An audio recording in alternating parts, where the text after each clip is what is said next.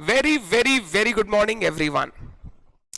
हम लोग accounting standard 4 start किए थे और अकाउंटिंग स्टैंडर्ड 4 में फर्स्ट 2 क्लासेस में हमने सारे कॉन्सेप्ट डिस्कस कर लिए और बहुत सारे केस स्टडीज भी सॉल्व कर लिए। आज सबसे पहले हम लोग काम करेंगे अकाउंटिंग स्टैंडर्ड 4 का समरी करेंगे ताकि 2 क्लास में जो पढ़ा वो रिवाइज हो जाए। फिर बचे हुए क्वेश्चंस करके इस एस को वाइंड अप करेंगे और नए अकाउंटिंग स्टैंडर्ड की तरफ बढ़ेंगे। डन। आ जाइए समरी पेज में, आ जाइए पेज नंबर 19। पेज नंबर 19 सारे बच्चे समरी पेज में आ जाओ अकाउंटिंग स्टैंडर्ड 4 के।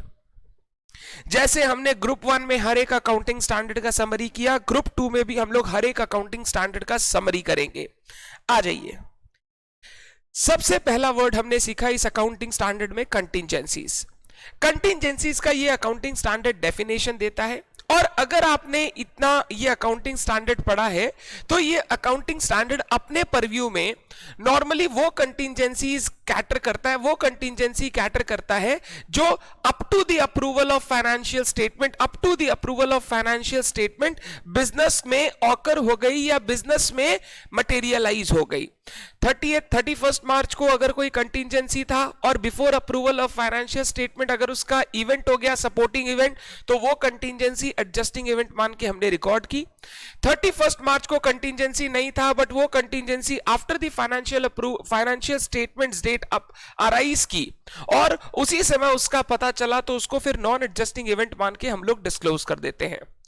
कंटिंजेंसीज का जो बड़ा डिस्कशन है कंटिंजेंसीज रिलेटेड टू लायबिलिटीज, वो अकाउंटिंग स्टैंडर्ड 29 में है, जहां पर हम लोग प्रोविजन, कंटिंजेंट लायबिलिटी और कंटिंजेंट एसेट्स के बारे में बात करेंगे। बट यहां पर आपको कंटिंजेंसीज वर्ड का डेफिनेशन दिया गया। कंटिंजेंसी में हमने क्या पढ़ा बताओ? कंडीशन और सिचुएशन, कंडीशन और सिचुएशन, कंडीशन और situation whose ultimate outcome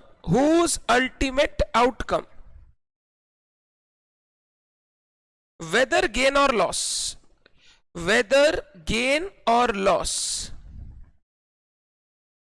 will be determined। बोलो कैसे डिटरमाइन होगा? क्या आप कर सकते हो? will be determined, क्या आपके हाथ में कंट्रोल है? नहीं सर।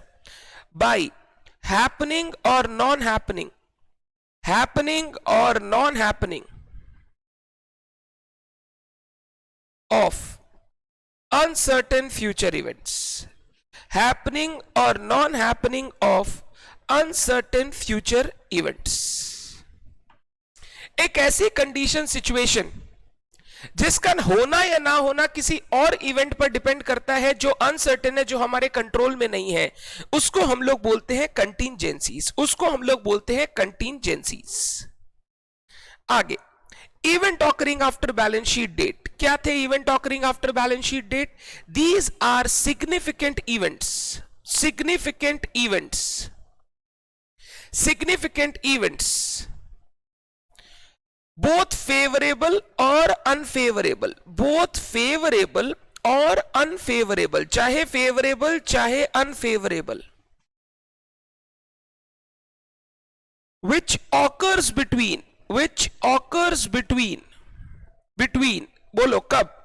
बैलेंस शीट डेट या reporting date and date on विच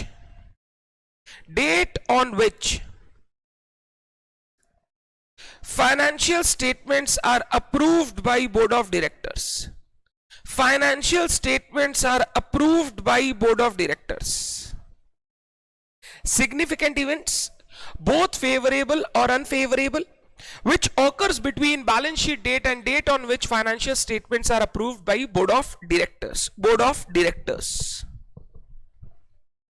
आगे, इनमें से जो events occurring after balance sheet date होते हैं, ये इवेंट्स है, इनको 2 पार्ट में क्लासिफाई किया जा सकता है, एडजस्टिंग, नॉन एडजस्टिंग। सबसे पहले adjusting events. Events occurring after balance sheet date will be said to be adjusting events if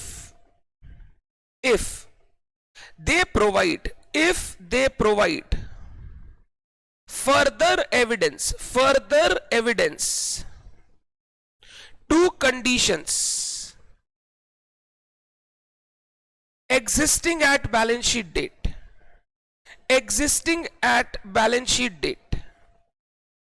further evidence to condition existing at balance sheet date,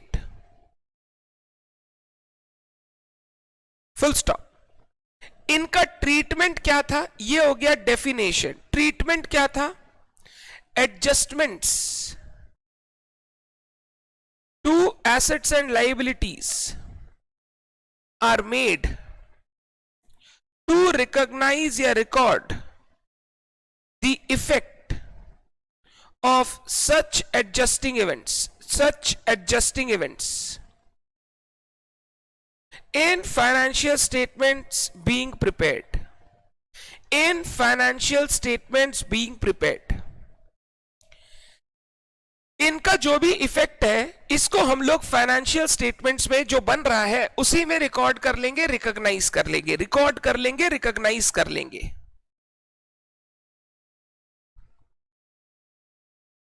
number C examples, एकदम short में लिखना examples. लिखो insolvency of debtor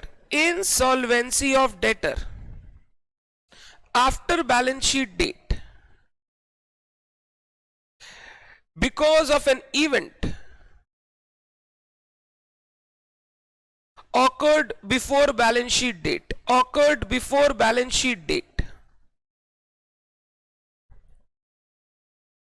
Number B, cash defalcation before balance sheet date, noticed after balance sheet date, पता बाद में चला but डिफल्केशन हो चुका था, कैश में शॉर्टेज आ रहा था।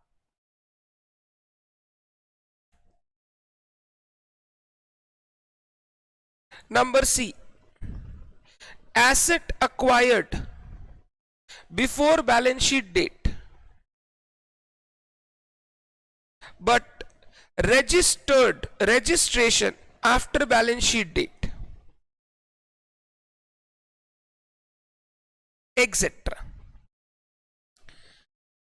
सिंपल बात बोलूं तो एकदम ये ध्यान रखो, अगर आपको लॉजिकली इसको क्रैक करना है, ये ध्यान रखो हमेशा उस इवेंट का पीरियोडिसिटी चेक करो। पीरियोडिसिटी क्या बोलता है, फाइनेंशियल स्टेटमेंट में वही इवेंट्स आएंगे जो इस पीरियड से रिलेटेड है। जिस पीरियड का फाइनेंशियल स्टेटमेंट बना रहे हो 1 अप्रैल 20 टू 31 मार्च 21, इस पीरियड से रिलेटेड इवेंट ही फाइनेंशियल स्टेटमेंट्स में आने चाहिए। तो सबसे पहले मैं पीरियोडिसिटी वाइज चेक करूंगा क्या इस इवेंट का कोई कंडीशन एग्जिस्ट करता था before the balance sheet date. Number 2, अगर ये इवेंट्स आपको 31 मार्च को बैठकर बेटर एस्टिमेट्स लेने में हेल्प करते हैं, आप किसी कंटिंजेंसी के बारे में नहीं सोच पा रहे हो कि कितना बनाना चाहिए, कितना नहीं बनाना चाहिए, कितना प्रोवाइड फॉर करना चाहिए, बट बैलेंस शीट डेट के बाद एक इवेंट हुआ जिससे आपको ये क्लियर हो गया यार अब इतना हमको प्रोविजन बनाना चाहिए, तो वो सारे इवेंट्स भी एडजस्टिंग इवेंट्स माने जाते हैं। तो सबसे पहला आप चेक करोगे पीरियोडिसिटी, क्या भैया वो इवेंट इस पर्टिकुलर पीरियड से रिलेटेड है, इफ है तो वो एडजस्टिंग इवेंट माना जाएगा। And number 2, it helps in better estimation of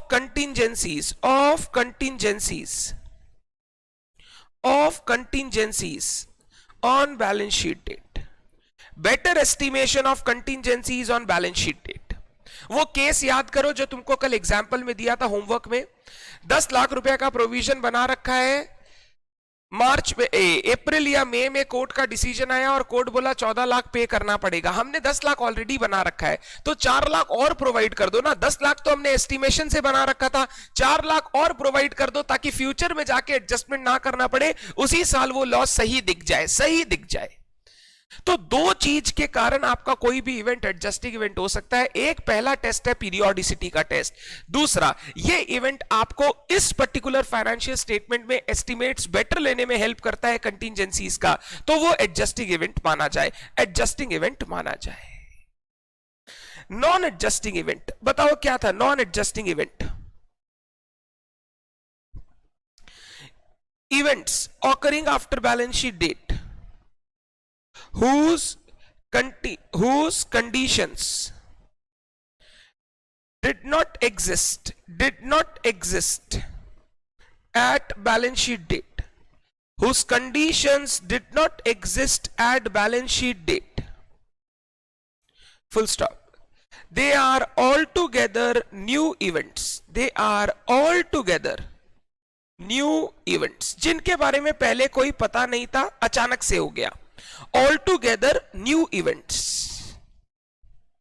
treatment क्या है? No adjustments required for such event, required for such event in financial statements being prepared. No adjustments required for such events in financial statements being prepared. However, if they are material, a disclosure of nature of event and its financial effect कहां दोगे? shall be made in board's report, shall be made in board's report। आप directors report भी बोल सकते हो, shall be made in directors report या boards report. इन DS 10 में यही चीज नोट्स टू अकाउंट्स में देने बोला गया, नोट्स टू अकाउंट्स में देने बोला गया। नंबर सी एग्जाम्पल, सिंपल बात करूं, फायर और earthquake after balance sheet date.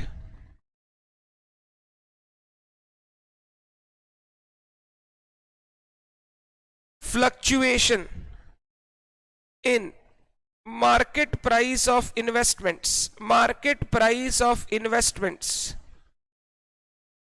और foreign currency after balance sheet date,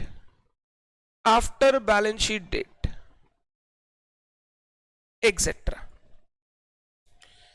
Fluctuation in market price of investment or foreign currency after balance sheet date.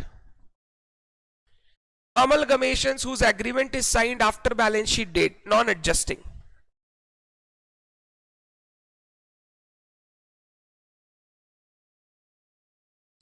ये non adjusting हो गया। इनका हम लोग लास्ट ईयर कोई एडजस्टमेंट नहीं करते, इनका सिर्फ डिस्क्लोजर करते हैं अगर ये मटेरियल है। क्या है? Material. Done. Effect affecting going concern assumption, events affecting going concern assumption. Number 1, exception to general treatment of non-adjusting event, events.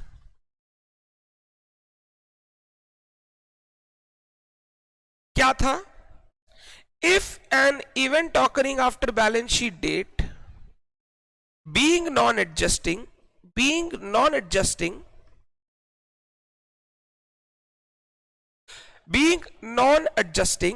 makes the going concern assumption inappropriate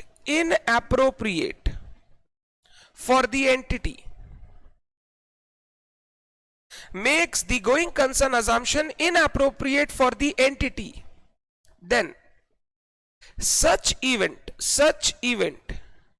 shall be treated as adjusting event, shall be treated as adjusting event. Number 3, loss arising due to such event loss arising due to such event shall be recognized, shall be recognized, adjusting मान लिया ना तो loss को recognise करेंगे, and financial statements shall be prepared using liquidation basis, using liquidation basis.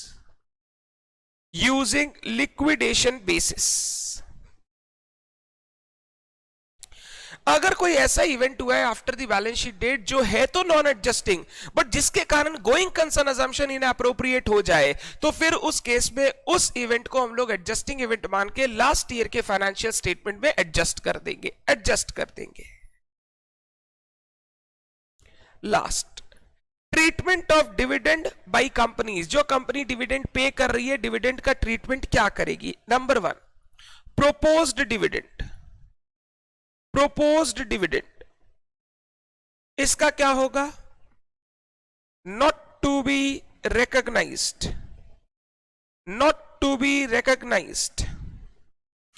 in financial statements being prepared,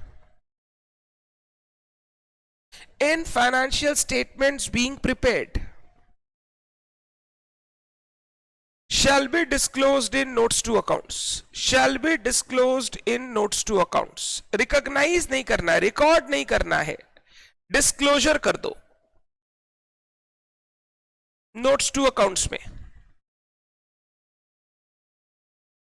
तो dividend liability record कब होगा?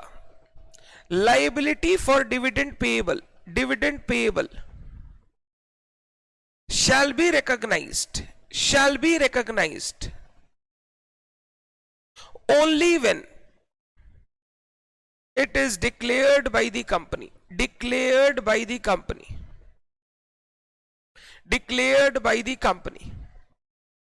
only when it is declared by the company.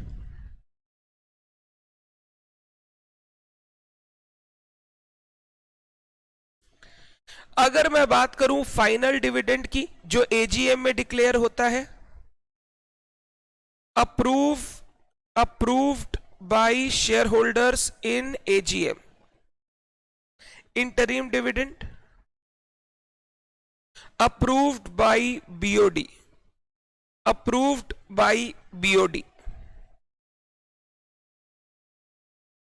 Proposed dividend हम लोग recognise नहीं कर सकते, उसका सिर्फ डिस्क्लोजर जाएगा. डिविडेंड की लायबिलिटी कंपनी तभी रिकॉर्ड करेगी ऑब्लिगेशन को जब कंपनी फाइनली इसको डिक्लेयर कर दे. जब तक डिक्लेयर नहीं होता, dividend is always at the discretion of the company. वो चाहे तो दे सकती है, चाहे तो नहीं दे सकती है. और डिविडेंड कभी भी अक्रूवल बेसिस पे रिकॉर्ड मत करना,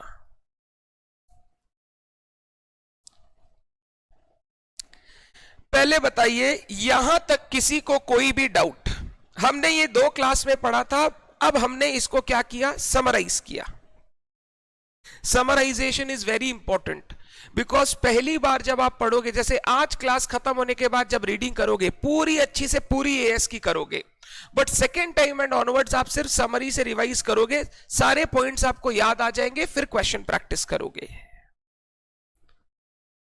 और अब श्वेतम ने एक बहुत अच्छा गूगल फॉर्म में एडवाइस किया, बताया कि सर अकाउंटिंग स्टैंडर्ड से थोड़े क्वेश्चन दो आप रेगुलर प्रैक्टिस कोर्स में. तो अब for a period of next 7 days 10 days में अकाउंटिंग स्टैंडर्ड्स के क्वेश्चन दूंगा. ग्रुप 1 के रेगुलर प्रैक्टिस कोर्स में अकाउंटिंग स्टैंडर्ड्स के क्वेश्चन दूंगा, ताकि वो अकाउंटिंग स्टैंडर्ड्स आपके प्रैक्टिस हो जाए. डन. चलिए, वेरी गुड. आ जाओ. नहीं आएगा अनिरुद्ध, मैंने बोला रिकॉग्नाइज तब करेंगे जब डिक्लेयर हो रहा है. डिक्लेयर अगर बैलेंस शीट डेट के बाद हुआ है तो जब डिक्लेयर हुआ उसी फाइनेंशियल स्टेटमेंट में आएगा. यहां पर हम लोग event occurring after balance sheet date का कॉन्सेप्ट नहीं देखेंगे. जिस पीरियड में डिक्लेयर हुआ उस पीरियड में आएगा.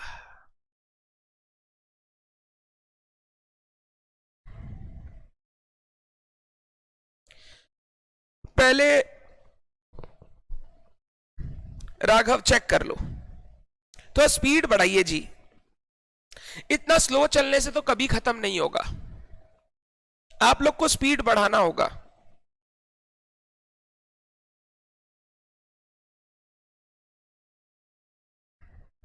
राशि आप स्पीड बढ़ाइए थोड़ा।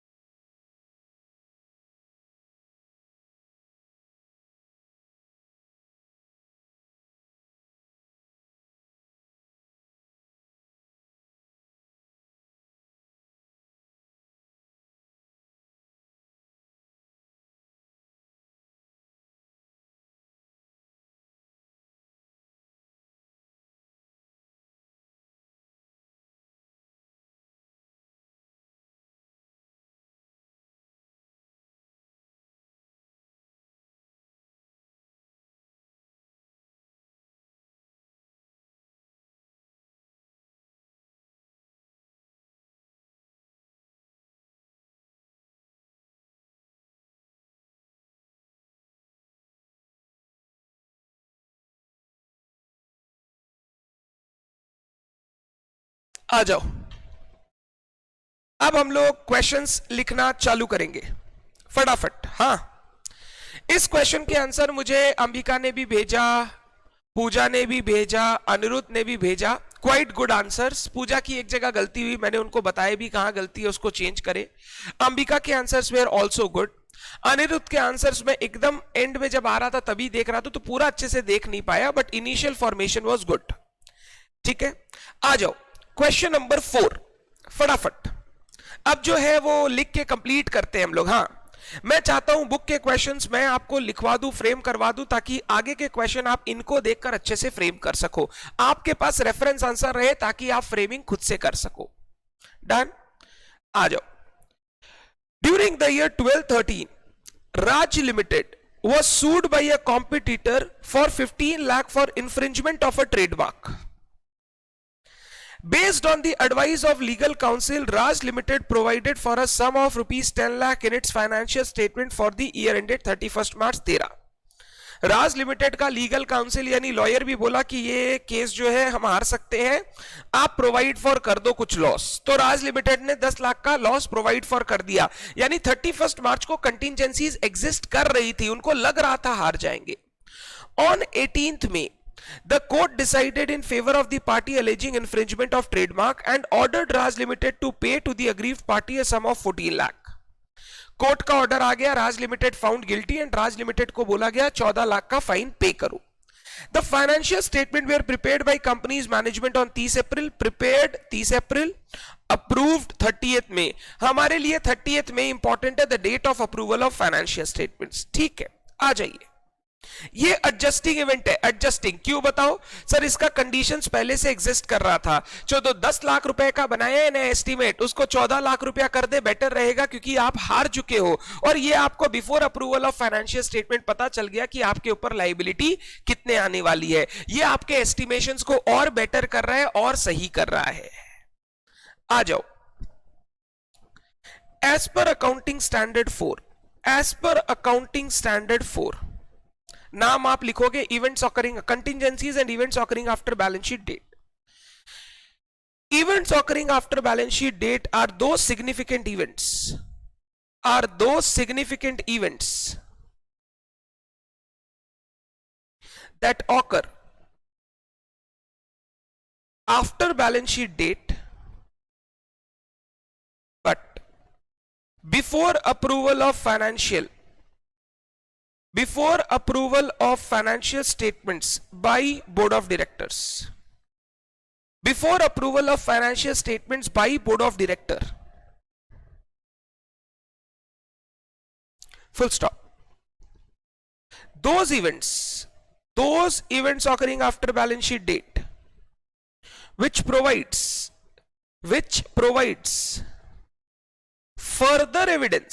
further evidence of conditions, further evidence of conditions existing at balance sheet date, further evidence of conditions existing at balance sheet date are known as adjusting events, are known as adjusting events, and adjustments shall be made in financial statements being prepared, in financial statements being prepared to record the effect, of such adjusting events, to record the effect of such adjusting events, to record the effect of such adjusting events.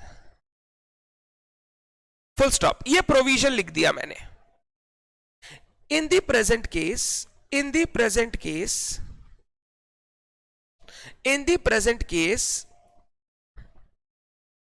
Raj Limited provided for a sum of rupees 10 lakhs in its financial statements for year ending 31st March 2013,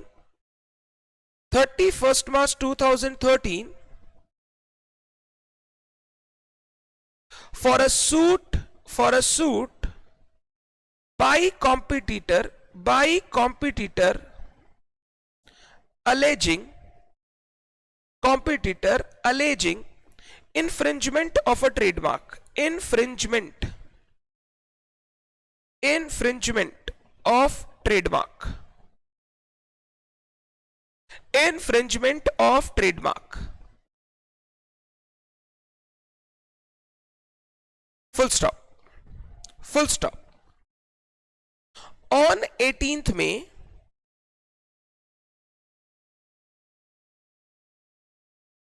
the court decided the case in favor of competitor and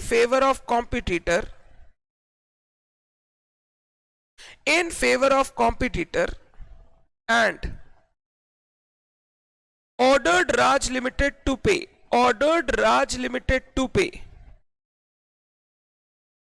a sum of rupees 14 lakhs,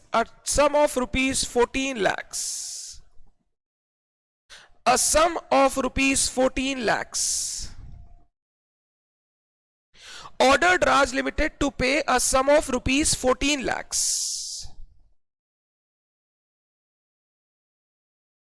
Full stop.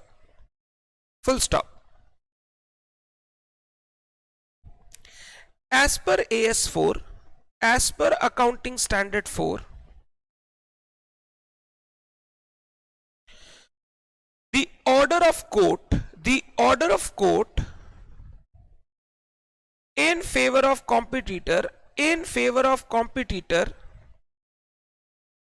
on 18th May 2013 is an event occurring after balance sheet date. Between 1st April and 31st May. 31st May को approval हुआ है. 31st May की 30th May.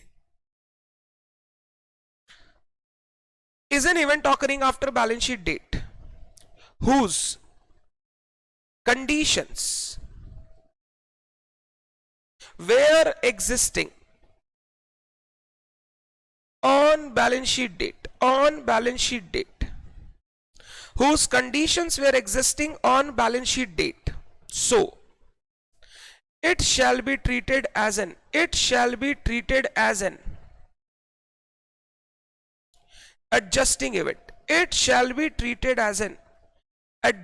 event.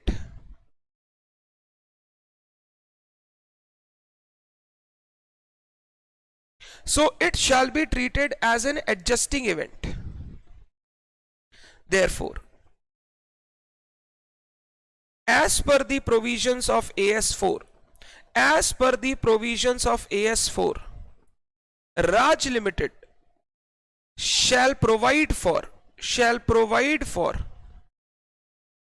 additional liability of rupees 4 lakhs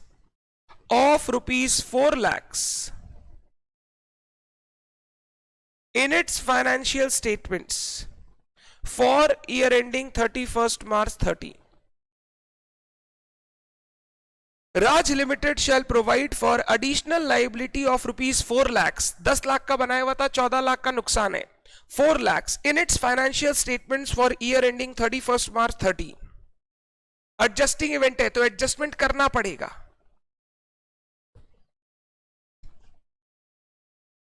Shall provide for additional liability of rupees 4 lakhs in its financial statements for year ending 31st March 13. 31st March 13.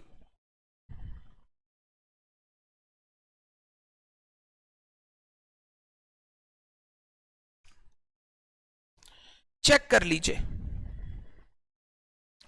Answer लिखने का habit डालिए everyone. Class के साथ साथ अगर करेंगे तो homework करने में हाफ एन आवर ही लगेगा सिर्फ. अगर सब क्लासेस खत्म होने के बाद सोचेंगे आप हम करेंगे रिटन प्रैक्टिस, तो आपको दिन में 16-16 घंटे भी रिटन प्रैक्टिस करना होगा और वो भी कम पड़ जाएगा.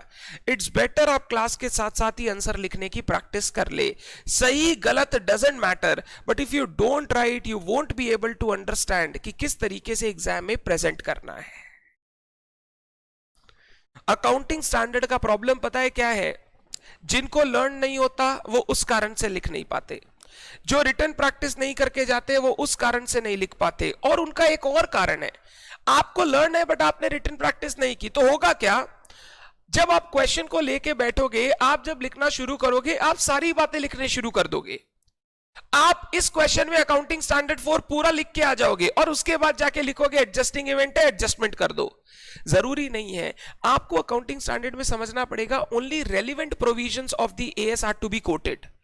जब तक आप रिटन प्रैक्टिस नहीं करोगे ना, आपको ये समझ में नहीं आएगा what is relevant, what is not relevant in a particular question. इसीलिए written practice very very very important. Written practice learn करने में हेल्प करता है. रिटन प्रैक्टिस वर्ड्स के ऊपर कंट्रोल लाने में हेल्प करता है. रिटन प्रैक्टिस टाइम मैनेजमेंट में हेल्प करता है, बिकॉज आप उतना ही लिखते हो जितनी जरूरत है, उससे ज्यादा आप नहीं लिखते हो.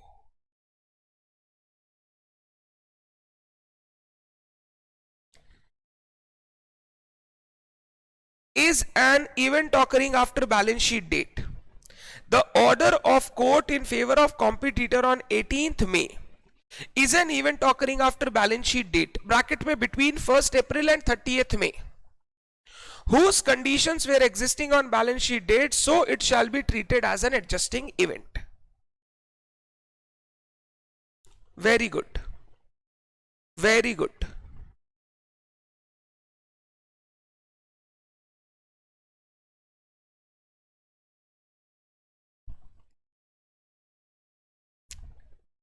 Done. आगे चलूं. Next question, question number 5. Question number 5 अच्छा क्वेश्चन है ये भी. Cashier of A1 limited embezzled cash amounting to rupees 6 lakh during March 2012. चोरी किया मार्च में. However, same comes to the notice of company's management during April only. Cash का shortage हो रहा था, पता है कुछ कैश का कमी हो रहा है, बट एक्चुअल रीजन पता चला अप्रैल पे. Financial statements of the company is not yet approved by board of directors. With the help of AS4, decide whether embezzlement should be adjusted in the books of accounts for the year ending 31st March 2012. What will be your reply if embezzlement comes to the notice of the management only after approval of financial statements by directors of the company? दो चीज पूछा है. अगर embezzlement का notice financial statement के approval से पहले आ गया तो क्या करेंगे, और फाइनेंशियल स्टेटमेंट के अप्रूवल के बाद आया तो क्या करेंगे? आ जाओ. एज पर AS4 an event occurring after balance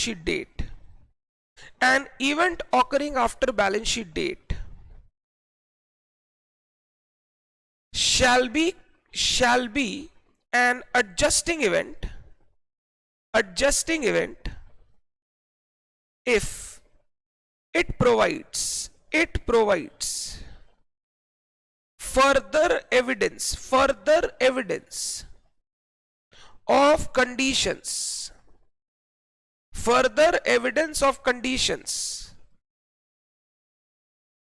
existing at balance sheet date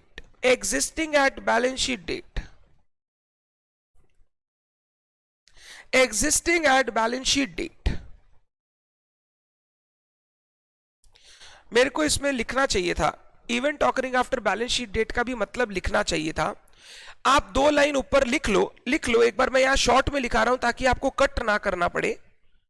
definition of event occurring after balance sheet date, ये लिखना पड़ेगा क्योंकि ये क्वेश्चन और पूछा है ना, अगर आफ्टर अप्रूवल आता तो क्या करते, फिर मेरे को बोलना पड़ेगा it is not at all event occurring after balance sheet date, so outside the purview of AS4 neither to be adjusted not to be disclosed, वो लिखना पड़ेगा। ठीक है, आगे full stop. adjustments shall be made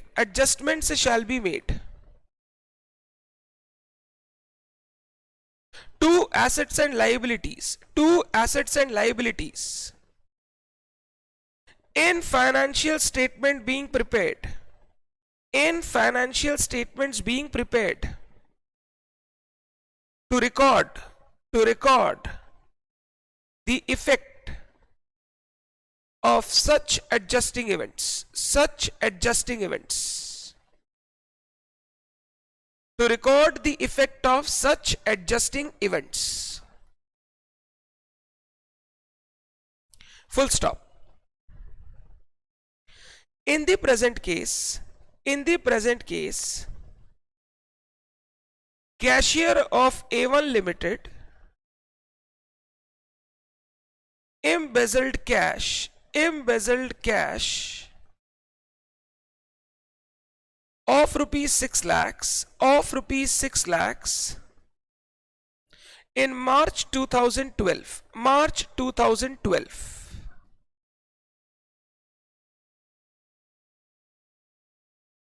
the embezzlement came to the notice of management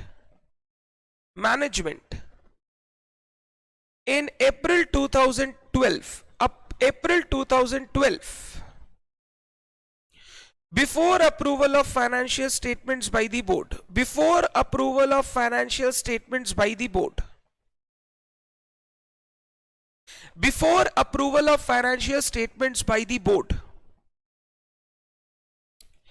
full stop। next para, as per AS4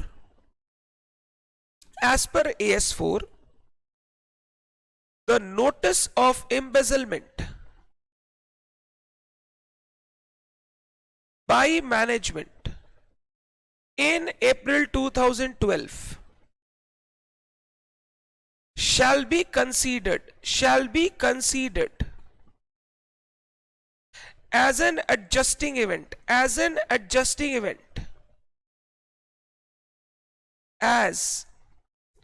the condition that is cash shortage existed on the balance sheet date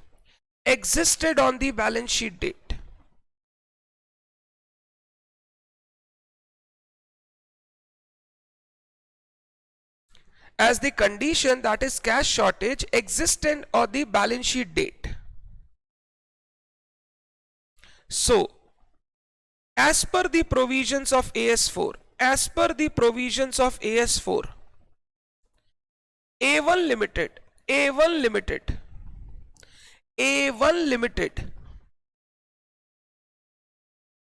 should adjust the cash embezzlement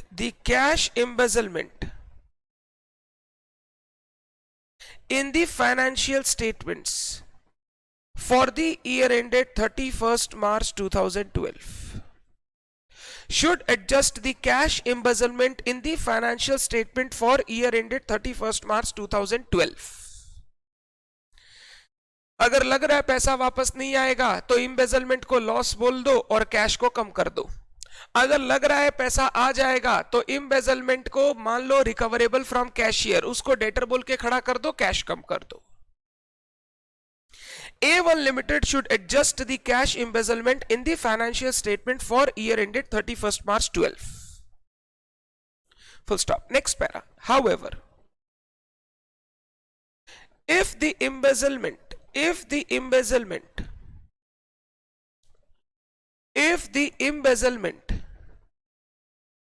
comes to notice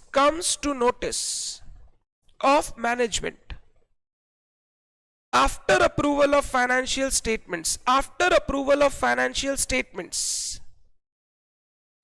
then the same is not an event occurring after balance sheet date.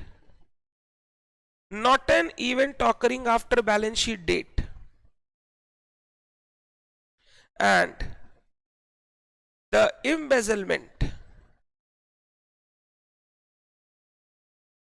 cannot be recognized, yeah, adjusted or disclosed in financial statements for year ending 31st March 12. फिर वो event occurring after the balance sheet date है ही नहीं, और embezzlement को ना हम लोग एडजस्ट करेंगे ना डिस्क्लोज करेंगे एज पर AS4.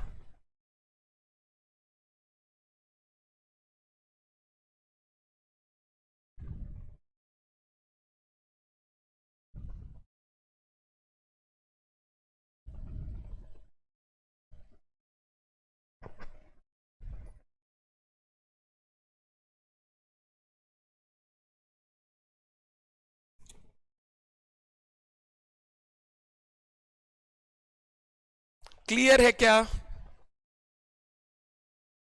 5-10 मिनट का समय जरूर लगता है, but it is important for your understanding of the fact कि आंसर कैसे लिखा जाए, कैसे प्रेजेंट किया जाए. एग्जाम में इन्हीं से घुमा फिरा के आपको क्वेश्चन दिखेगा, इन्हीं चीजों से घुमा फिरा के आपको क्वेश्चन दिखेगा. कोई लंबा चौड़ा टफ क्वेश्चन नहीं आता है अकाउंटिंग स्टैंडर्ड से.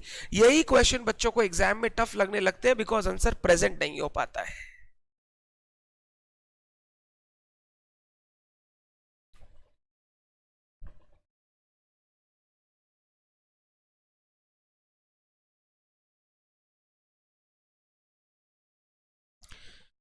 कॉन्सेप्चुअल क्लैरिटी के साथ साथ understanding, writing, learning, everything is important. सिर्फ क्लैरिटी से भी नहीं होगा और सिर्फ लर्निंग से भी नहीं होगा, दोनों चाहिए.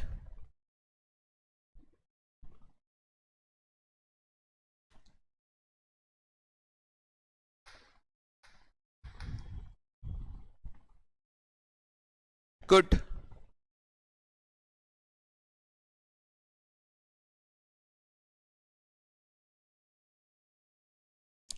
आगे जाओ.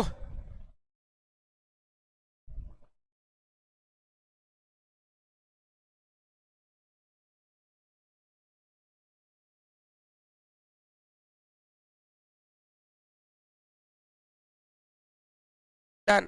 चलिए, क्वेश्चन 6 हमने लिख लिया था, 7 आप पढ़े. क्वेश्चन 6 भी बता दीजिए ना प्लीज. बाप रे बाप, Aniruddh same question last class लिखवाया था. अगर इसमें बताना पड़े, very bad. Siddharth, non adjusting event का प्रोविजन देने की जरूरत नहीं लास्ट क्वेश्चन में, क्योंकि उसमें उसका कोई भी मतलब क्या बोलूं, आपका इंप्लीकेशन नहीं है.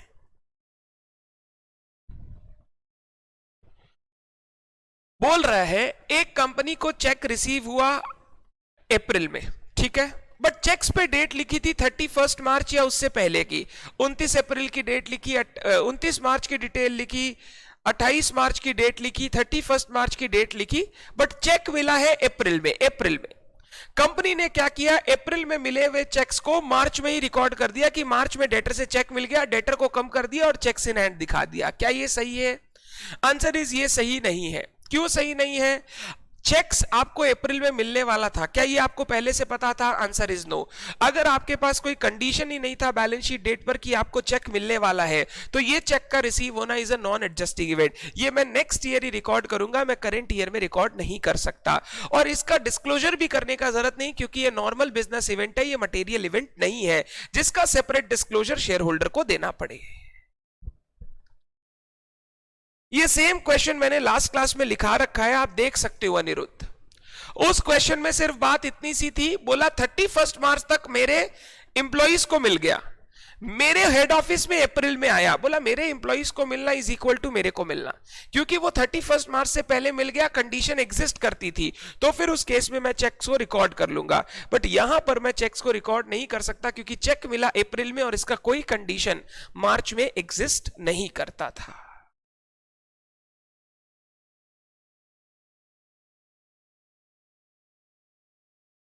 चलिए क्वेश्चन नंबर 7 पढ़ते हैं हमारे बुक का, आ जाओ। An earthquake destroyed a major warehouse of Sea Limited on April 2013. Destroyed a major warehouse on April 20, 2013. The last accounting year of the company ended on 31st March 13 and the financial statements were approved on May 8, 2013. Explain the accounting treatment for such loss. Explain the accounting treatment for such loss. Shivam बोल रहा है will be treated as adjusting event because it affects going concern. Shivam, Ambani जी की बात करो, अंबानी जी की बात करो। अंबानी जी के पास बहुत सारे वेयर हाउस है, 50, 100, हजारों वेयर हाउस, फैक्ट्रियां उनकी 50, 100 फैक्ट्रियां उनकी। एक फैक्ट्री मेजर थी, चलो सभी मेजर होता है, कोई छोटा नहीं होता है, फैक्ट्री वेयर हाउस सभी मेजर होता है। एक फैक्ट्री या एक वेयर हाउस में अगर उनके आग लग जाए, तो क्या उनका गोइंग कंसर्न अजम्पशन इफेक्ट हो जाएगा? क्या उनका गोइंग कंसर्न इनअप्रोप्रिएट हो जाएगा? रिलायंस इंडस्ट्रीज बंद होने के कगार पे आ जाएगी? ऐसा नहीं है, ऐसा नहीं है। ये आप एकदम एक्सट्रीम बात कर रहे हो कि वेयर हाउस खत्म हुआ, आप कंपनी काम ही नहीं कर पाएगी। ऐसा कहीं क्वेश्चन में आपको हिंट थोड़ी दिया है कि कंपनी का गोइंग कंसर्न इनअप्रोप्रिएट हो गया। पहले आप आंसर नॉर्मल लिखोगे कि अर्थक्वेक आना after the balance sheet date is a non adjusting event. Non adjusting event है तो इसका डिस्क्लोजर जाएगा, मटेरियल है, बट इसका अकाउंटिंग नहीं करेंगे हम लोग। हाउएवर अगर इस डिस्ट्रॉय होने से गोइंग कंसर्न इनअप्रोप्रिएट हो जाए, तो फिर इसको एडजस्टिंग इवेंट मान के लॉस को रिकॉग्नाइज कर लिया जाना चाहिए।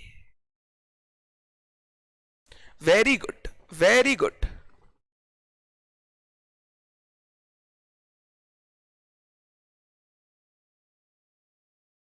वेरी गुड, समझ गए आप लोग? गुड। सारे बच्चे बोल रहे हैं नॉन एडजस्टिंग मान के सर आंसर लिखेंगे और नोट में गोइंग कंसर्न वाला ज्ञान देंगे। वेरी गुड, आ जाओ। अब आपको यह समझ में आने लग गया मेरे को किस एक्सटेंट तक आंसर लिखना है। आओ, एज पर AS4 नाम लिखोगे contingencies, events occurring after balance sheet date. Events occurring after balance sheet date are दो significant events, are those significant events that occurs between balance sheet date and date on which financial statements are approved by board of directors. Financial statements are approved by board of directors. Board of directors, full stop. Event occurring after balance sheet date shall be treated as non-adjusting events, shall be treated as non-adjusting events if no conditions for such events were existing on the balance sheet date. No condition for such event were existing at the balance sheet date. Existing at the balance sheet date. No conditions for such events were existing at the balance sheet date. full stop. No adjustments shall be made. No adjustments shall be made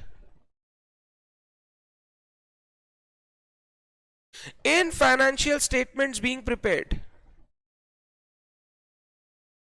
for such non-adjusting events. For such non-adjusting events.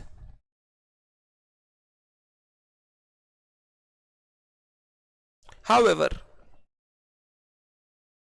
if such events are material, if such events are material, a disclosure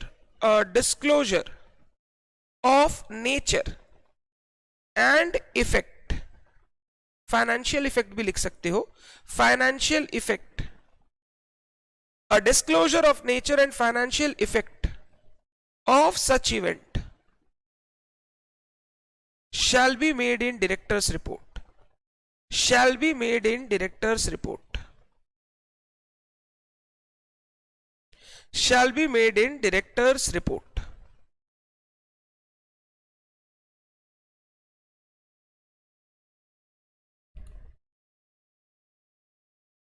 Shall be made in director's report. In the present case,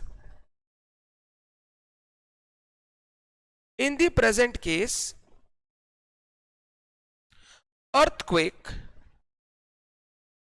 destroyed major warehouse of Sea Limited on 20th April 2013. 20th April 2013. Full stop. Next para. As per AS4,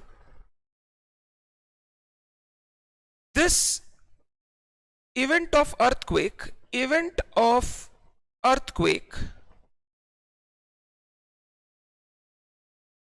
an event occurring after balance sheet date between 1st April and वो क्या है 8th May, is an event occurring after balance sheet date, balance sheet date के बाद approval के पहले, whose conditions does not exist at the balance sheet date,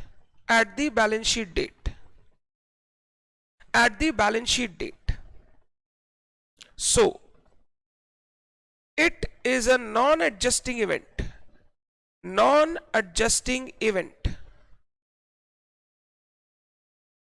and no adjustment for such loss, shall be made in financial statements for year ended 31st March. In financial statement for year ended 31st March 2013. No adjustment for loss shall be made in financial statements for year ending 31st March 2013. Full stop. But since the loss is material, a disclosure shall be made. A disclosure shall be made for such event and amount of loss in director's report. In director's report.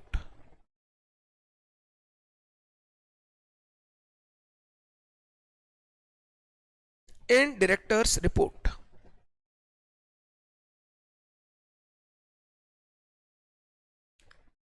In director's report.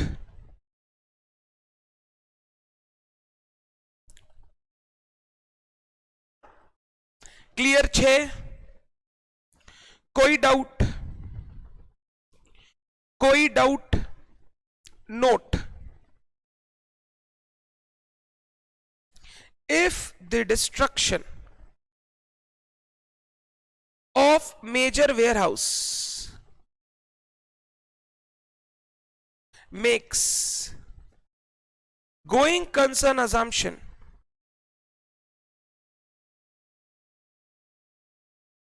inappropriate, inappropriate for C Limited, then such event shall be considered as adjusting event. Such event shall be considered as adjusting event, and loss due to earthquake shall be provided for in financial statements for year ended 31st March 13. Loss due to earthquake shall be provided for in financial statements for year ending 31st March 13. Full stop. Further, the financial statements for 31st March 13 shall be prepared using liquidation basis,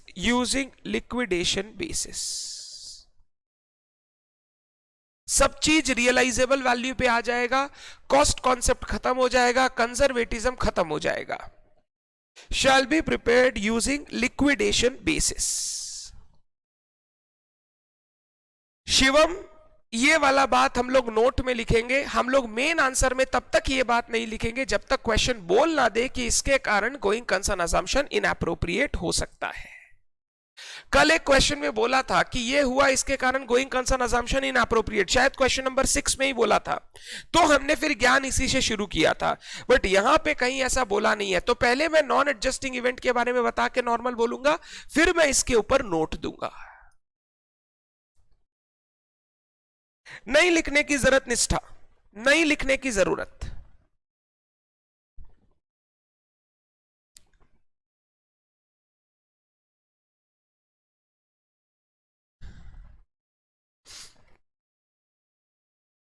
normally एक particular event से going concern assumption खत्म हो जाए ऐसा जरूरी नहीं होता.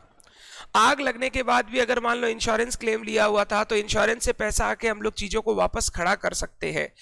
अगर ऐसा लगने लग जाए कि यार it is not possible to start the operation again, अब ये बिजनेस बंद करना होगा, तब हम बोलते हैं गोइंग कंसर्न इनएप्रोप्रिएट.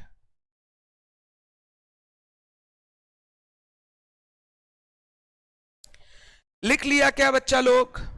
लिख लो सारे बच्चे.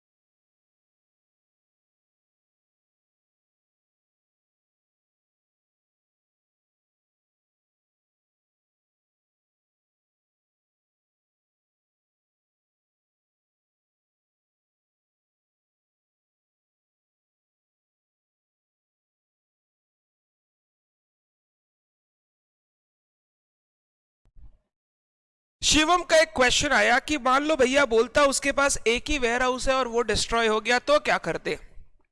तो भी मैं आंसर इसी तरीके से लिखता.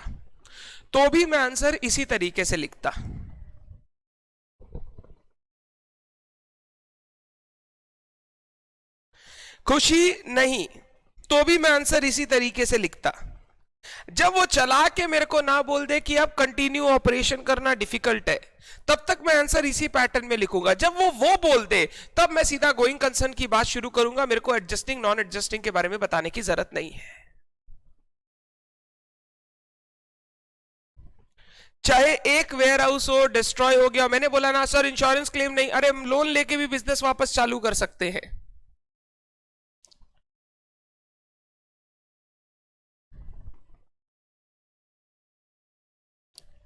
करेक्ट राघव। जब तक 100% श्योर ना हो, क्वेश्चन आपको बता नहीं दे अबाउट जीसीए का इन अप्रोप्रिएट, तो तब तक आप लोग यही पैटर्न से आंसर लिखोगे। आप लोग डायरेक्टली नहीं बोलोगे कि वेयर हाउस नुकसान हो गया, वेयर हाउस खत्म हो गया, अब एंटिटी बंद हो गया, एंटिटी का गोइंग कंसर्न खत्म हो गया, ये आप डायरेक्टली नहीं लिखोगे। विनीत का क्वेश्चन है कि सर अगर क्वेश्चन नंबर 4 में, बाप रे बाप, पीछे क्यों जाते हो, पहले क्यों नहीं पूछते हो? क्वेश्चन नंबर 4 में अगर 14 लाख की जगह 8 लाख का पेनल्टी करता कोर्ट, तो क्या करते हैं? तो 2 लाख से जो प्रोविजन बनाया उसको रिवर्स कर देते, एडजस्टिंग ही मानते, 2 लाख से प्रोविजन रिवर्स कर देते, पुराना बनाया हुआ प्रोविजन। चलो क्वेश्चन नंबर 8, क्वेश्चन नंबर 8,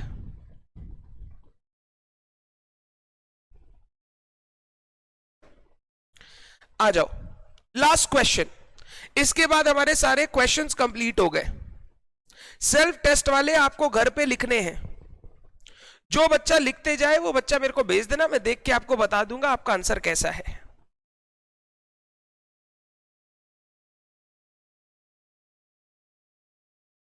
खुशी, अगर क्वेश्चन 6 में लिखा नहीं होता कि उसका बिजनेस ऑपरेशन कंटिन्यू नहीं होगा, तो फिर हम लोग यही आंसर लिखते, नॉन एडजस्टिंग वाला, और लास्ट में बताते इनअप्रोप्रिएट वाला।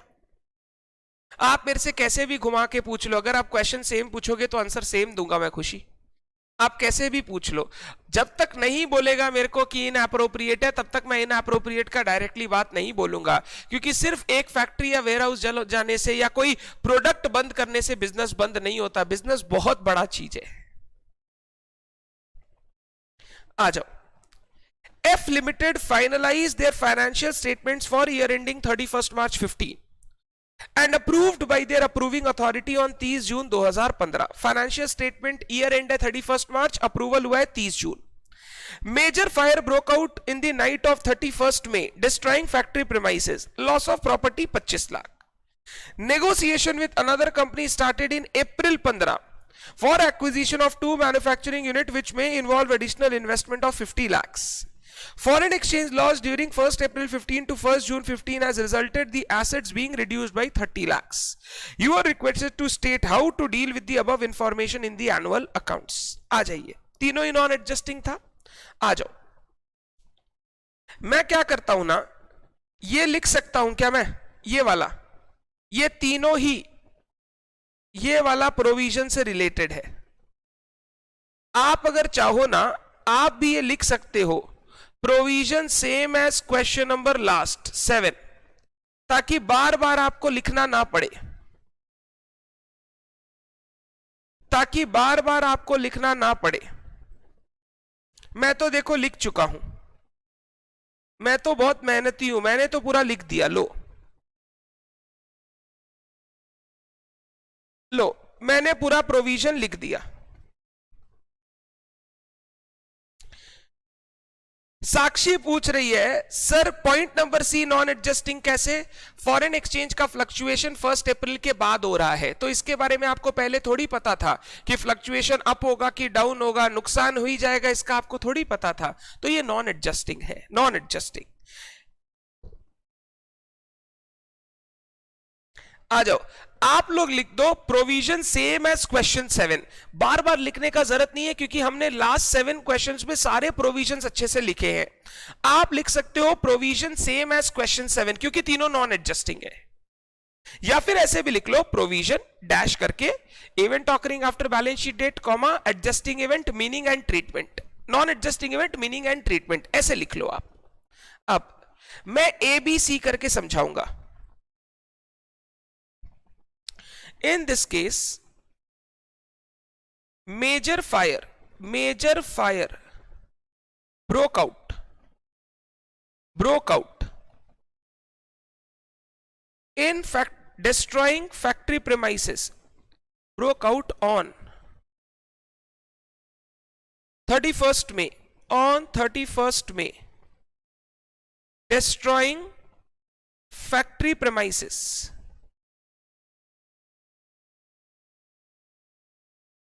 full stop. Loss was estimated at rupees 25 lakhs.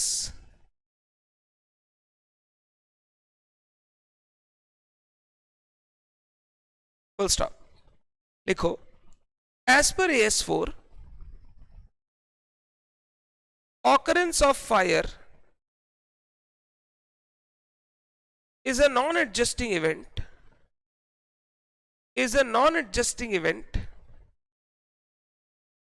as no conditions for fire existed on balance sheet date. अगर पता होता तो बचा ना लेते. Existed on balance sheet date.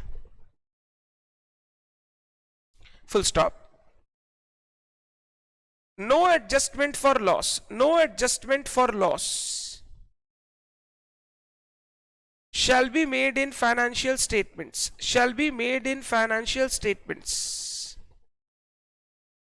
but as the loss is material, a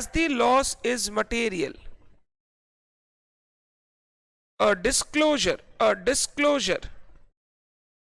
of event of fire and estimated loss shall be made in director's report.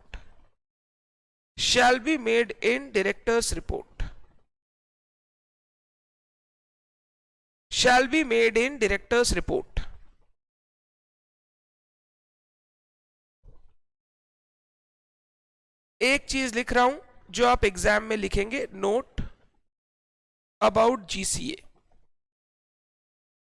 पूरा लिखने का अभी जरूरत नहीं है, नोट लिखना पड़ेगा about GCA. However, if the destruction of factory premises makes going concern consumption inappropriate, then such event shall be treated as adjusting event and the loss shall be adjusted in the financial statements. About GCA. Number B. Negotiation started for acquisition of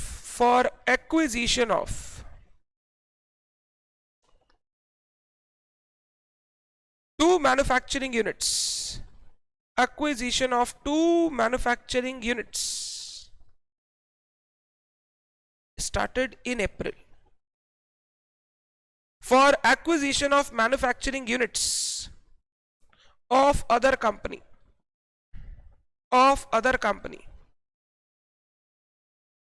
As per AS4,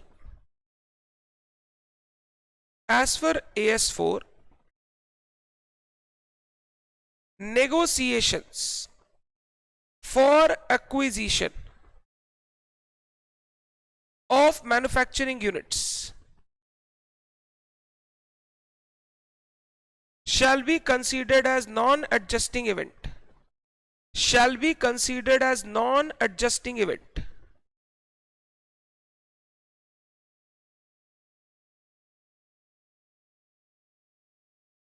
As no binding agreement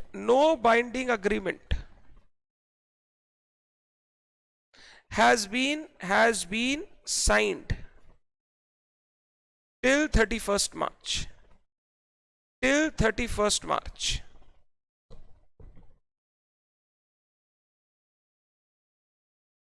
ऐसे भी negotiation अप्रैल में start हुआ है. अगर true false में आए तो खुशी डायरेक्ट केस स्टार्ट करेंगे, इतना प्रोविजन नहीं लिखना है. False because this, true because this. Full stop. ठीक है, इसका डिस्क्लोजर भी देने का जरूरत नहीं है क्योंकि नेगोशिएशन स्टार्ट हुआ है, अभी तक कुछ हुआ नहीं है परचेज. आप डिस्क्लोजर नहीं देंगे तो भी चलेगा. अगर बोलता ना अप्रैल में हमने एग्रीमेंट साइन किया है कि हम परचेज करेंगे 2 यूनिट, तो फिर वो मटेरियल इवेंट होता, मैं डिस्क्लोज करता. बट अभी सिर्फ नेगोशिएशन चल रहा है, उसका डिस्क्लोज करने का जरूरत नहीं है. वो डिस्क्लोजर हो सकता है मिसलीडिंग हो, लोगों को पढ़ के लगने लगे खरीदने वाले हैं 2 मैन्युफैक्चरिंग यूनिट, बड़ा होने वाला है कंपनी, चलो इन्वेस्ट करो. नहीं करना ही बेटर है.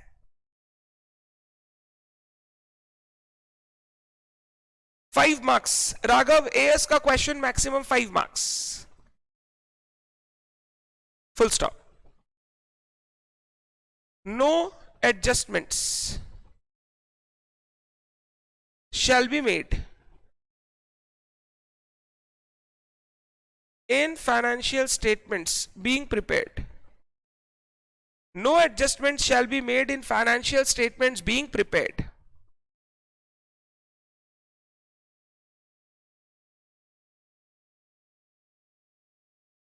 निष्ठा जब मेजर फायर बोले या बोले कोई फैक्ट्री प्रेमाइसेस वगैरह जल गया तब कीजिएगा। अगर बोले स्टॉक जल गया 5 लाख रुपए का, 2 लाख रुपए का, लाख रुपए का, तो फिर वो सब लिखने का जरूरत नहीं है आपको। Full stop. Disclosure in director's report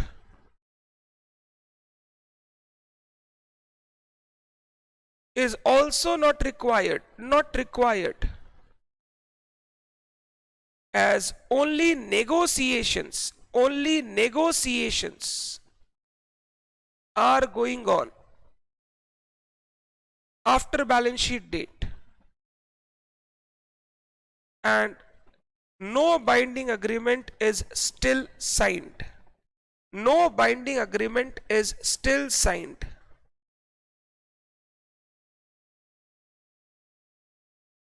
disclosure का भी जरूरत नहीं है क्योंकि अभी नेगोशिएशन ही चल रहा है।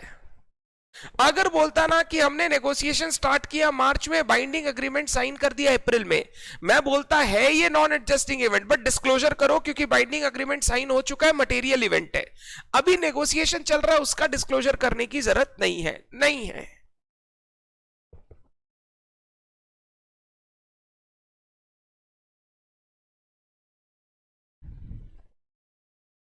लास्ट वाला क्या था बताओ?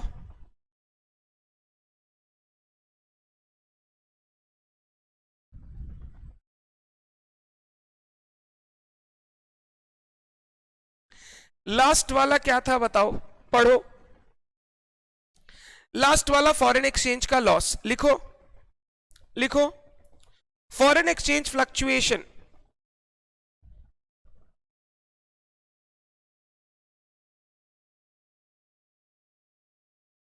यहां तक हो गया क्या? एक बार बताइएगा।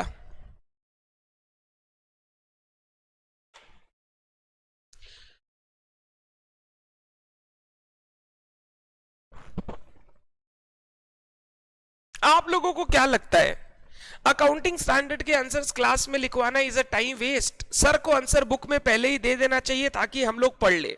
What do you think? क्योंकि बहुत जन मेरे को ऐसा बोलता है, सर आपका अकाउंटिंग स्टैंडर्ड का क्लास बहुत लंबा होता है, ये सब अकाउंटिंग स्टैंडर्ड तो एक एक क्लास में कंप्लीट हो जाता है। बहुत जन मेरे को बोलता है और लिखवाने में ही टाइम लगता है। समझाता तो मैं आपको साथ साथ में हूं, लिखवाने के साथ साथ समझाना सिर्फ हो तो एक क्लास में ही काम हो जाए। क्या लगता है मुझे आंसर लिख के दे देना चाहिए? नहीं, मैं आगे के लिए सोच रहा हूं कि हाँ चलो लिख के ही दे देते हैं, बच्चे को क्लास में पढ़वा देंगे, देखो पढ़ लो ये आंसर था।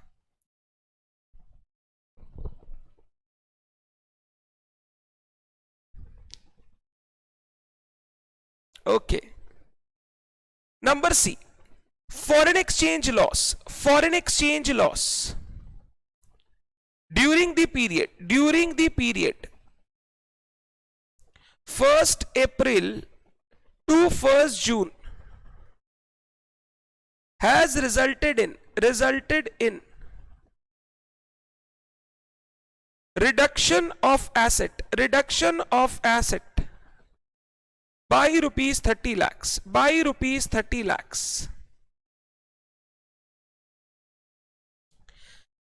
It shall be considered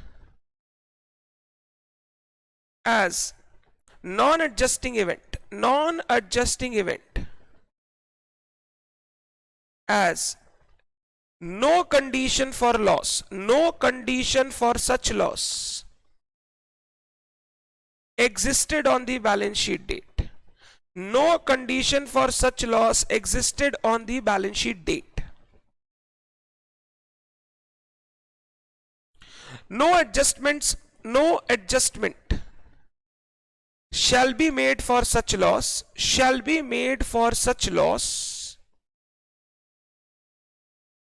No adjustment shall be made for such loss.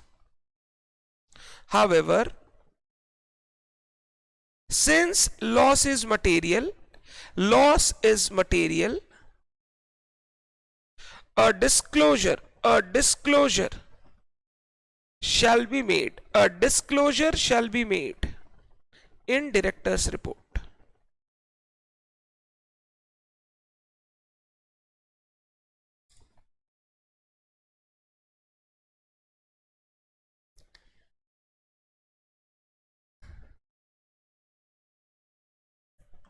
Disclosure shall be made in board report.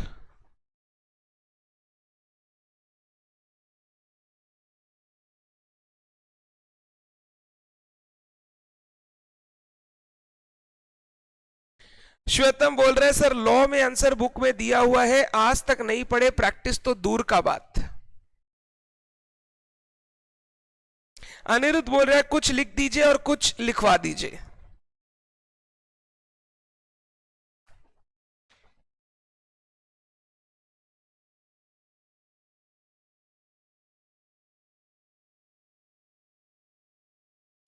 चलो गुड, मैं समझ गया, मेरी सोच गलत नहीं है, बस कुछ लोगों से मिलती नहीं है। डन। देखिए एवरीथिंग बीइंग डन, जो भी मैं करता हूं, चाहे वो मैं ज्यादा क्लास लेता हूं, चाहे वो मैं एक एक चीज दो दो तीन तीन बार रिपीट करता हूं, it takes a lot of investment of my time. यही टाइम आपको फटाफट करवा के मैं घर पर रेस्ट कर सकता था, मैं इंजॉय कर सकता था, मैं कुछ और कर सकता था, कुछ भी और कर सकता था, मैं एक नया बैच ले सकता था।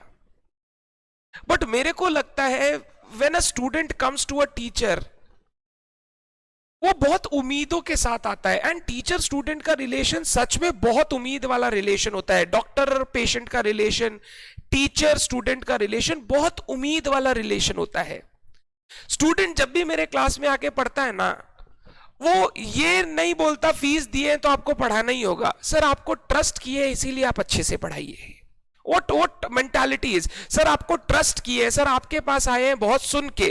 पेरेंट्स मेरे को बहुत बार फोन करते हैं, सर आप इसका, इनसे आपका नाम सुना, इनसे आपका नाम सुना। मेरे को थोड़े दिन पहले एक जन बोल रहे थे कि यार तुम्हारा तो स्टूडेंट से स्टूडेंट आता है, तुम्हारा एडवर्टीजमेंट से कुछ नहीं होता है, तुम्हारा स्टूडेंट जाके बोलता है तभी तुम्हारे पास स्टूडेंट आता है। It is not a real growth. मेरे को तो लगता है it is a real growth. Actually, advertisement can be done at any point of time, and the day you do, it shows result. But student को लेके आ रहा है, that is a very big deal. And in our case, 90% of students comes from students reference, and 10% of the students comes from advertisement. Advertisement in the sense website को देख के आ गया, Google पर देख के आ गया, FB पर देख के आ गया, etc. etc. तो मेरे को लगता है कि अगर मैं बार बार बोल रहा हूं कोई चीज को, मैं कोई चीज को लिखवाने में टाइम इन्वेस्ट कर रहा हूं, किसी भी बच्चे को इसको वेस्ट ऑफ टाइम नहीं लेना चाहिए। आपको आज लग रहा होगा सर इतना टाइम इन्वेस्ट कर रहे हैं हम लोग, सर इतने देर में हम लोग वो क्लास भी कर लेते, वो क्लास भी कर लेते, मेरे दोस्त का सर ग्रुप 1 कब का हो गया है। Just quietly sit with that friend and practice करो दोनों मिलके। Any chapter you like, practice करो। आप उसको बोलो तुम एक बार रिवाइज कर ले और आप रिवाइज कर लो। नंबर 1, जब रिवीजन करने बैठोगे आपका रिवीजन बहुत फास्ट होगा as compare to them because of summaries etcetera. Number 2, जब क्वेश्चन बनाने बैठोगे ना, you will be very fluent, you will be very, मतलब आपका स्पीड एक अलग लेवल पर होगा and your accuracy will be at a different level. और आपका आंसर जब निकल के आएगा तो आप देखोगे आपके आंसर और उसके आंसर में बहुत फर्क हो सकता है। So what I think is the time which I invest, the number of classes which I take is something which जो मेरा मेहनत है, and that shall not be considered by a student कि और इतना ज्यादा क्लास कौन करेगा। ये स्टूडेंट जो कर रहे हैं ना, मेरे को लगता है ये स्टूडेंट के लिए बहुत खराब है। आप लोग जो लाइव कर रहे हैं या जो पेन ड्राइव में कर रहे हैं, जो गूगल ड्राइव में कर रहे हैं, नंबर ऑफ क्लासेस को देख के मत डरिए, because the more time you invest in a class the lesser you'll have to invest at your home. And this ideology is also used by a teacher at Calcutta whom I praise a lot. बहुत अच्छे teacher है, मेरे को बहुत पसंद है वो। उनका जो ज्ञान का लेवल है और वो जो अपने सब्जेक्ट पर कमांड रखते हैं, कोई टीचर नहीं रखता है। And that ideology I have learned from that teacher, that seriousness I have learned from that teacher. मेरे को बहुत जन बोलता है सर आप कट शॉर्ट कर दो, आप 2 बार की जगह 1 बार ही बोलो, आप इतना लिखाओ मत, इतने क्वेश्चन क्लास में मत कराओ, होमवर्क दे दो। बट आई डोंट थिंक उससे maximum crowd will be benefited. जो अच्छे बच्चे हैं, जो टॉपर नेचर के बच्चे हैं, वो तो हमको पता है कैसे भी निकाल ले, वो मेरे से पढ़ो ना पढ़ो वो निकाल लेंगे। बट जो बच्चे मेरे पास आते हैं एवरेज लेवल के या बिलो एवरेज लेवल के, वो चाहते हैं कि हम अपना पूरा अटेंशन उनको क्लास में दें। मेरे पास ऐसे ही बच्चों के गूगल फॉर्म्स आए थे, मैं पढ़ रहा था, मैं सारे फॉर्म्स पढ़ता हूं, ऐसा नहीं है आपसे फीडबैक लिया तो सिर्फ मेरे को टेस्टिमोनियल बोल के उसको दिखाना है वेबसाइट पे। टेस्टिमोनियल तभी आता है जब मेरे को लगता है इट वाज मतलब बहुत ज्यादा अच्छा था, बहुत ज्यादा कनेक्टिंग फील होता है, अदरवाइज मैं किसी चीजों को टेस्टिमोनियल में ऐसे ही नहीं डाल देता हूं। I was reading, going through the Google forms and I saw कुछ बच्चों का ये था, एक दो बच्चों का ये था कि सर थोड़ा फास्ट हो सकता है। आई थिंक अगर आपको थोड़ा फास्ट देखना है तो आपको फास्ट स्पीड बढ़ा के देख लेना चाहिए, या you may skip the questions, you think you can do it for your own, आपको देखने की जरूरत नहीं है। But I think slow and study is very important when you are studying something for the first time and you don't know anything about it.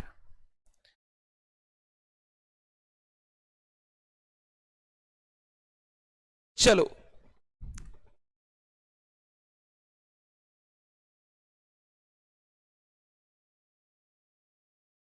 आ जाओ, हो गया। मैं तुम लोगों को ऐसे शेयर कर रहा हूं, इट डजंट मीन कि मैं इससे दुखी हूं। I want feedback, I want real feedback. Shwetam ने बहुत अच्छा बोला, सर अब आप रेगुलर प्रैक्टिस कोर्स में पुराने क्वेश्चन दो, अकाउंटिंग स्टैंडर्ड के question they. And felt very good कि हाँ बच्चा बोला चलो अब अपने वो, मैं एक बार सोच रहा था ब्रांच वगैरह सल्टा दूं, उसके बाद पुराने क्वेश्चन वापस रिपीट करूंगा ताकि आप ब्रांच की प्रैक्टिस कर लो।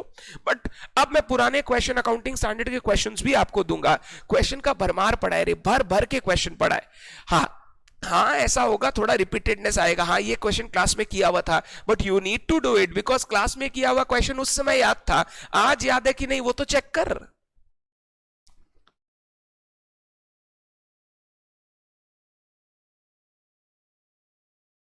एंड लास्ट टर्म अभी जो रिजल्ट आया, वाज वेरी हैप्पी।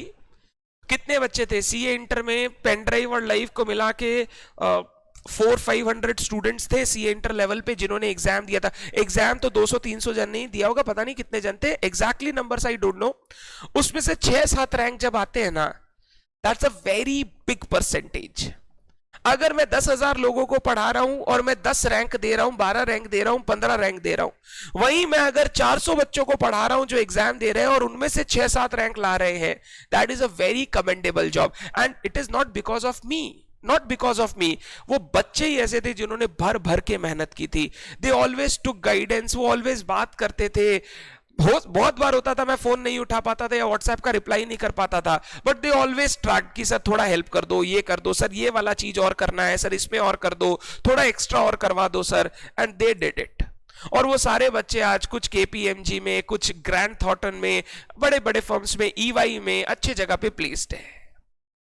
तो बहुत अच्छा लगता है, मतलब खुद को ऐसा लगता है कि यार एफर्ट्स अपने आप कहीं ना कहीं से रिजल्ट लेके आते हैं। I don't need to worry about the result, what I need to worry is about is my effort. Effort कहीं कम नहीं छूट जाए। मैं आपको शीट दिखाऊंगा, इस बार हमने ग्रुप 1 में कितनी क्लासेस ली है, आज प्रिपेयर कर रहे हैं इंद्र भैया, आज शायद रेडी हो जाएगा। ग्रुप 1 में अराउंड 85-90 से ऊपर क्लासेस हमने इस बार कंडक्ट की। ऑनलाइन क्लासेस के कारण कुछ क्लासेस का नंबर बढ़ा और कुछ इसलिए बढ़ा क्योंकि एडिशनल क्वेश्चंस भी हमने किए। जो चैप्टर में लास्ट टर्म में 8 क्लास में खत्म करता था उसमें 10 क्लास लगा, बिकॉज एडिशनल क्वेश्चन 4, 5, 6, और अकाउंट का सिंगल एंट्री जैसा सब चैप्टर का एक एक क्वेश्चन कराने में, 2-2 क्वेश्चन कराने में 1 क्लास लग जाता है। तो these are things which I need, मतलब कि किस तरीके से इस सोच को चेंज करे। जो बच्चे बहुत फास्ट पढ़ना चाहते हैं उनके लिए भी कुछ करना पड़ेगा।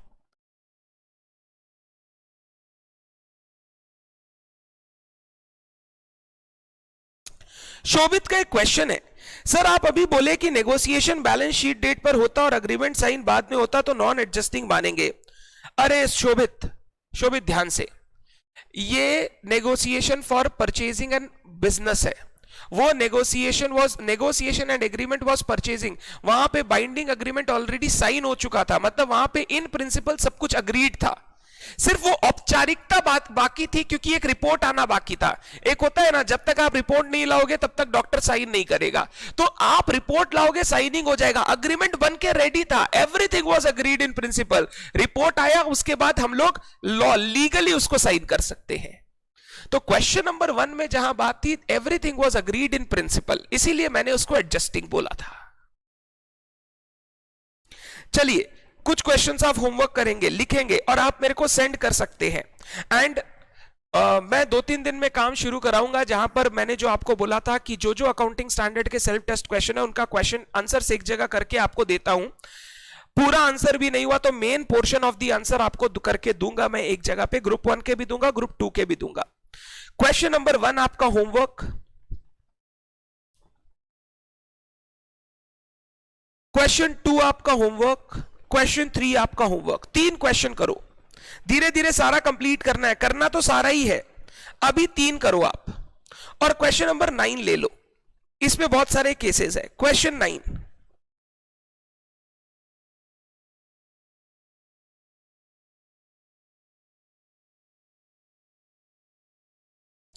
एक चीज दिखाऊं, ये क्वेश्चन नंबर 9 का पॉइंट डी पढ़ो तो, क्वेश्चन नंबर 9 का पॉइंट डी पढ़ो तो।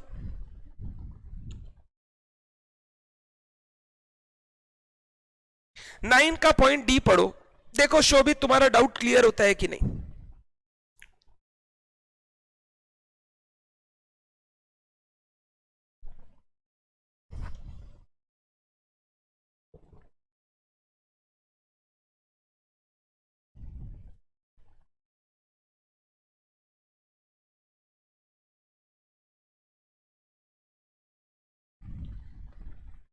Business acquisition, single asset acquisition में बहुत फर्क है।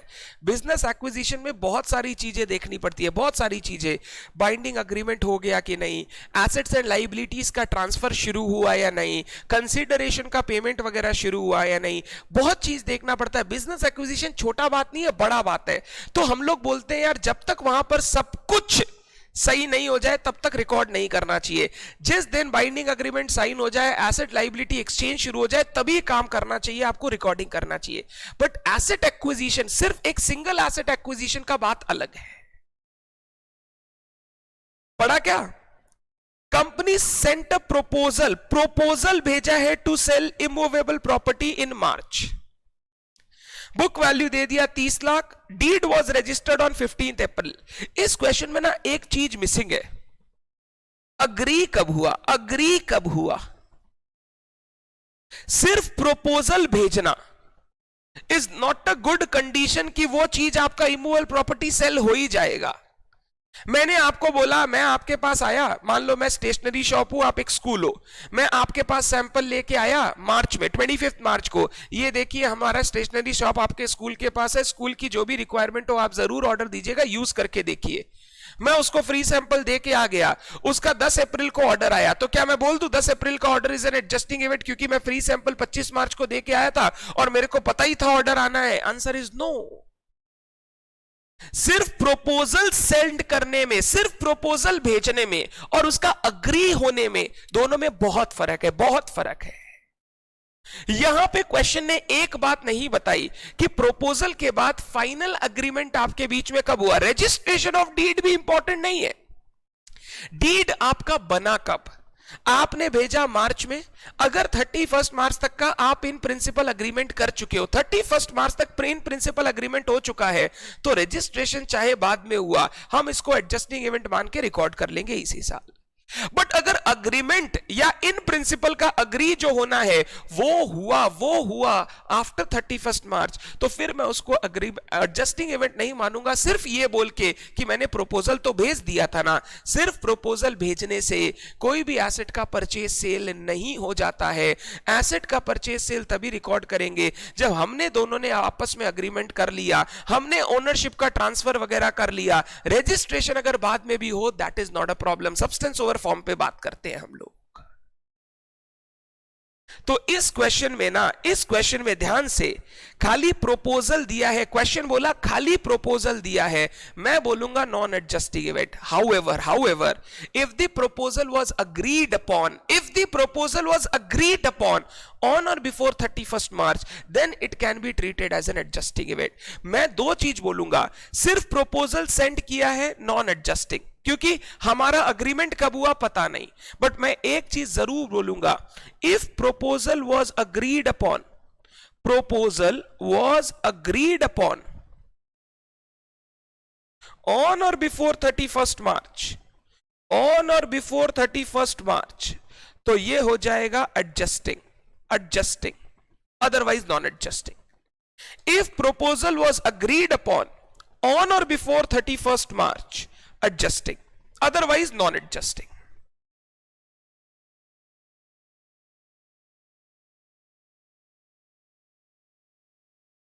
खुशी बोल रही है no disclosure is required because it is material fact है, मटेरियल है और नो डिस्क्लोजर, क्या बात करते हैं। सेल ऑफ इमूवेबल प्रॉपर्टी आप चाहो तो डिस्क्लोज कर सकते हो, प्रॉब्लम नहीं है, बट नहीं भी करोगे तो लंबा चौड़ा कुछ बिगड़ नहीं जाएगा, आप चाहो तो डिस्क्लोज कर सकते हो। मटेरियल नॉन मटेरियल मैनेजमेंट के ऊपर डिपेंड करता है। मैनेजमेंट को लगता है अगर इंफॉर्मेशन ज्यादा देनी है, उनको सारी इंफॉर्मेशन पहुंचानी है, तो कुछ नॉन मटेरियल इवेंट भी वो मटेरियल कंसीडर कर सकते हैं।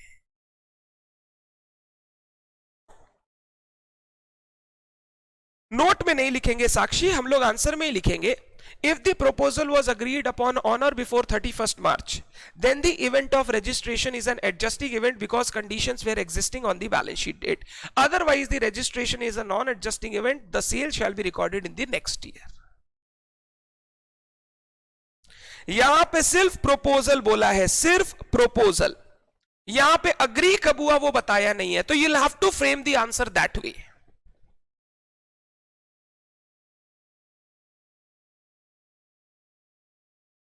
डन। क्वेश्चन 9 आप लिखोगे, क्वेश्चन 1 2 3 आप लिखोगे, लिखने सारे ही हैं, अभी के लिए यही लिखोगे, अभी के लिए यही लिखोगे।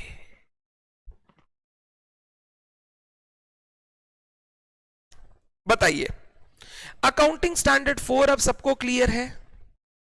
अकाउंटिंग स्टैंडर्ड 4 अब सबको क्लियर है?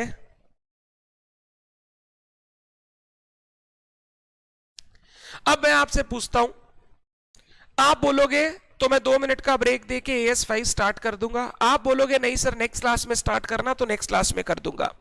आप बताओ क्या करूं?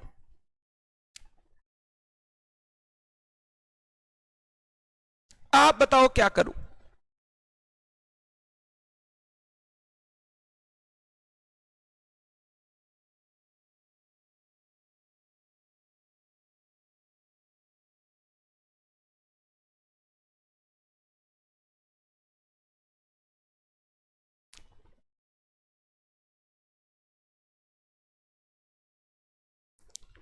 इंट्रोड्यूस कर देता हूं, इंट्रोड्यूस कर देता हूं अकाउंटिंग स्टैंडर्ड 5। ये अकाउंटिंग स्टैंडर्ड खत्म हो गया है। जो बैकअप कर रहे हैं, पेन ड्राइव में कर रहे हैं, वो AS5 की क्लास में चला जाओ, फर्स्ट क्लास देखना है।